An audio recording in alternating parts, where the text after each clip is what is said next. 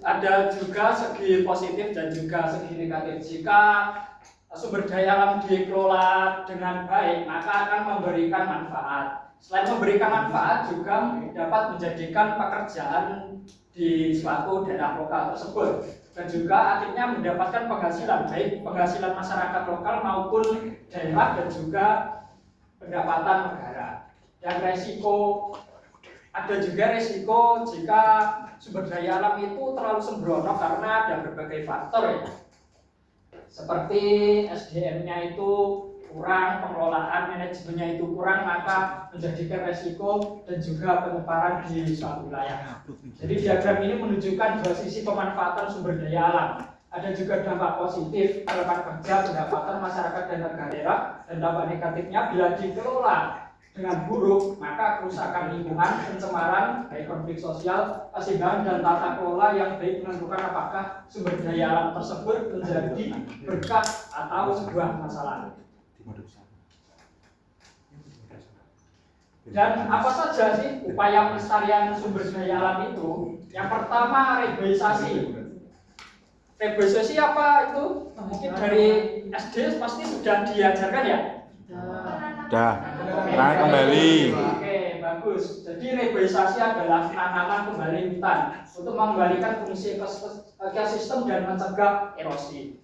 Karena penebangan liar di hutan sekarang banyak sekali, akhirnya ya jalan satu-satunya yaitu melakukan reboisasi secara bersama-sama. Dan yang kedua, energi alternatif.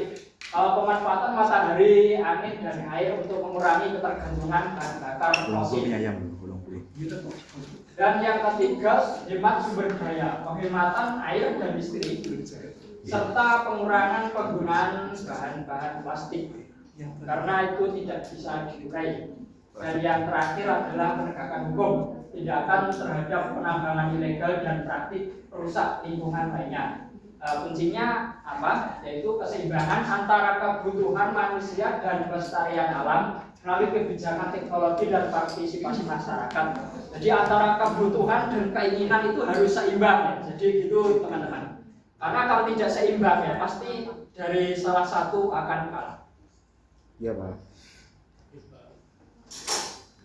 Oke, jadi kita sebagai pelajar apakah peran yang perlu untuk menjaga sumber daya alam? Yaitu dalam tindakan sehari-hari, yaitu tidak membuang sampah sembarangan, hemat air dan listrik. Dan ada kegiatan komunitas, ikut kegiatan penghijauan dan aksi lingkungan di sekolah atau lingkungan. Dan yang terakhir, perubahan kebiasaan, mengurangi penggunaan plastik dan menerapkan gaya hidup ramah lingkungan. Jadi perubahan besar selalu dimulai dari kebiasaan kecil. Pelajar dan agen perubahan dengan tindakan sederhana, mereka membantu menjaga dan melestarikan sumber daya alam untuk generasi yang mendatang.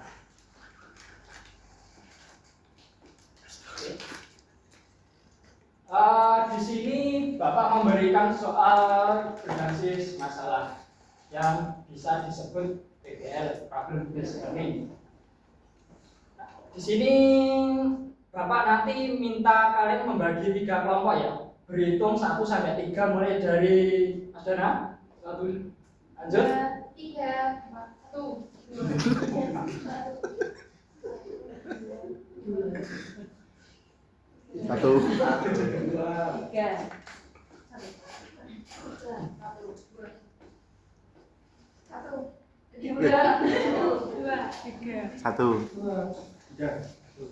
2.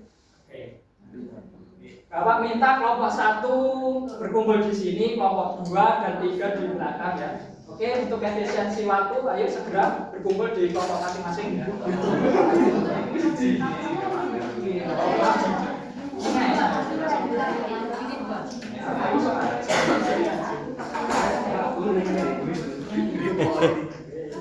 Dia langsung dipegang.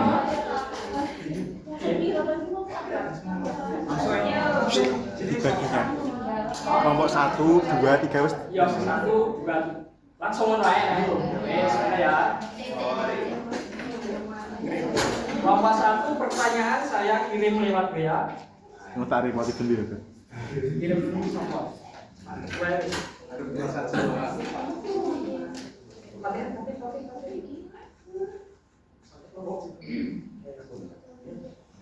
Boleh dijawab browsing biar tidak lama-lama. Kelompok 2 ini lebih Pak.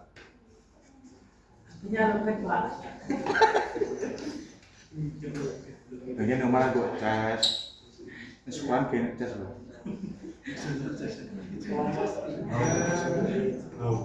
Ini kantin ya, Nek?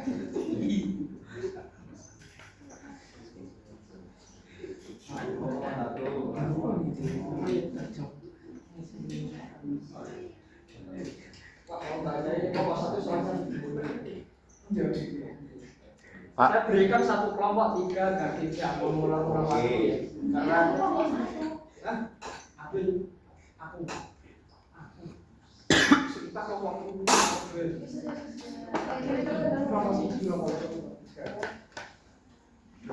saya beri waktu 3 menit. Ayo. Ditulis kertas, Pak. Enggak usah. Oh iya. Karena Pak, ternyata udah kuning. Nah, aku gak bisa.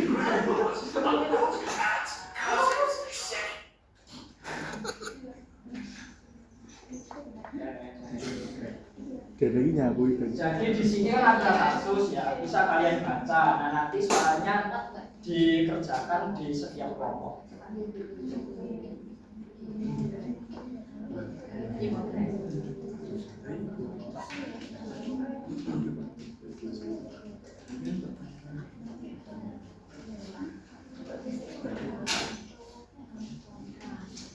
Nanti jawabnya perwakilan kelompok atau gimana, Pak? Ini perwakilan kelompok saja. Oh.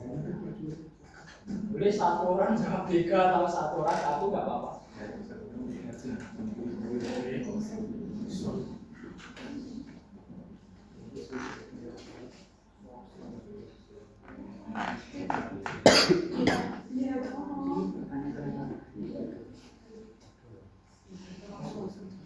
Jamnya nggak harus terlalu detail ya, yang penting jelas luas. 3 menit, 3 menit.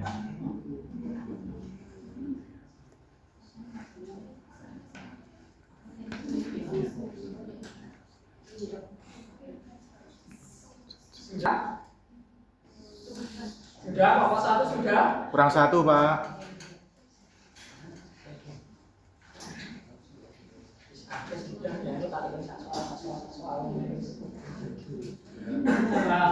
Oke, dari kelompok 1 dulu bisa dibacakan pertanyaannya apa dan bisa dijawab 1 soal saja kalau termasuk jenis sumber daya alam apakah ini tersebut.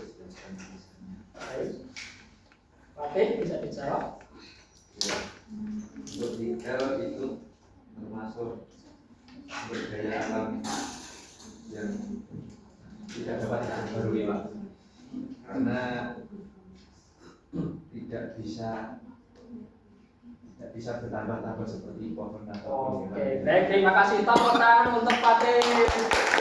Kelompok 2 sudah selesai, kelompok 2 sudah. Baik, bisa dibacakan pertanyaannya dan dijawab. Jelaskan hubungan antara eksploitasi sumber daya alam dengan kerusakan lingkungan. Jadi hubungan keduanya bersifat kausalitas langsung. Eksploitasi yang berlebihan dan tidak bertanggung jawab adalah penyebab utama dari kerusakan lingkungan. Baik, benar sekali. Tepuk tangan untuk kelompok 2. Kelompok 3 bagaimana, sudah selesai? Kelompok 3?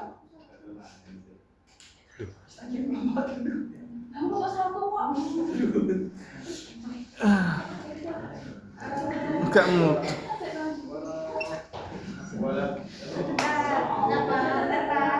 Masih diskusi. Kan.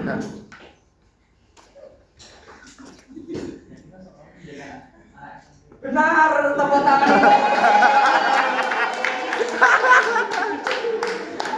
Oke, mungkin saya tutup dan cukupkan untuk pertemuan pada kali ini. Mari kita akhiri dengan bacaan hamdalah. Alhamdulillah.